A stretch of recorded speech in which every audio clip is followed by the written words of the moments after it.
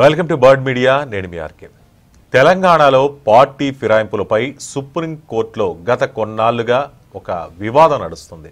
ఇప్పుడు ఆ వివాదం రసవత్తరంగా మారింది. మరి ఎన్నికల వైపు దారి తీస్తుంది ఏంటి అనేటటువంటిది ప్రజలు మొత్తం కూడా చూస్తున్నారు. మరి ఈ అంశంపై రేవంత్ రెడ్డి ఆలోచన ఎలా ఉంది? ఆ 10 మంది పార్టీ ఫిరాయింపుదారులపై రేవంత్ రెడ్డి ఏ విధంగా నిర్ణయం తీసుకుంటారు ఏంటనేది, 10 మంది ఫిరాయింపు ఎమ్మెల్యేలపై ఒక ప్రత్యేక వ్యూహం ఏమన్నా క్రియేట్ చేస్తున్నారా రేవంత్ రెడ్డి అనేది తెలియాల్సి ఉంది. మరి పార్టీ ఫిరాయింపులపై ఒక నిర్ణయం తీసుకోవాలని సుప్రీంకోర్టు గడువు విధించింది. స్పీకర్ ఆ 10 మంది ఎమ్మెల్యేల గురించి ఇప్పటికే చాలా మందితో న్యాయ నిపుణులతో సంప్రదింపులు జరిపారు.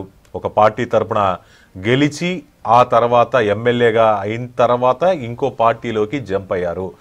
ఇది చట్ట విరుద్ధం కాబట్టి వాళ్ళ ఎన్నికను రద్దు చేయాలి అంటూ బీఆర్ఎస్ వాళ్ళు వేసినటువంటి పిటిషన్పై ఇక్కడ సుప్రీంకోర్టు ఈ విధంగా స్పందించింది. స్పీకర్నే ఆ నిర్ణయం తీసుకోమంది. న్యాయ నిపుణులతో చర్చలు జరిపారు. సరే, స్పీకర్ను ఎలాగూ కోర్టులో ఆదేశించలేవు కదా. ఇప్పటికిప్పుడు సుప్రీంకోర్టుతో ఘర్షణ పడటం కన్నా ఒక మధ్య మార్గం ద్వారా వెళ్తే మంచిదనే అభిప్రాయానికి ఇటు కాంగ్రెస్ పెద్దలు కూడా వచ్చినట్టు తెలిసారు, అంటే వాళ్ళతో.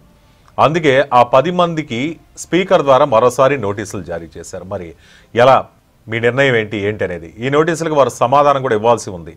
అయితే ఇక్కడ దానం నాగేంద్ర ఒక్కడు తప్పితే మిగతా వాళ్ళందరూ కూడా, అంటే దానం నాగేంద్ర ఒక్కడే మళ్ళీ పార్టీలో చేరినటువంటి వ్యక్తి దానం నాగేంద్ర ఒకటే. మిగతా వాళ్ళందరూ పార్టీలో చేరినట్లు ఎక్కడా కూడా చెప్పట్లేదు. మరి కాంగ్రెస్ తరపున దానం నాగేందర్ సికింద్రాబాద్ నుంచి పోటీ చేశారు కాబట్టి ఆయన ఆ పార్టీలో చేరినట్లుగా కూడా రికార్డ్ అయింది.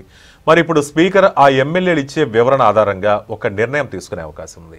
మరి 9 మంది ఎమ్మెల్యేలు తాము అధికారికంగా పార్టీ మారలేదని ఇప్పుడు ఎక్కడా కూడా వాళ్ళు స్పష్టంగా చెప్పట్లేదు. ముఖ్యమంత్రిని కేవలం మేము అవతల పార్టీ ముఖ్యమంత్రిని మర్యాదపూర్వకంగా కలిసాం, అంతేగాని మేమైతే ఆ పార్టీలో చేరింది లేదు అనేది చెప్పట్లేదు. కలిసామని చెబితే ఆ స్పీకర్ అనేవాళ్ళు ఆ నిర్ణయం తీసుకుంటారు. మరి న్యాయస్థానాలు కూడా అటు చెప్పలేవు. కానీ దానం నాగేంద్ర విషయంలో మాత్రం ఒక నిర్ణయం తీసుకోవాల్సి ఉంది.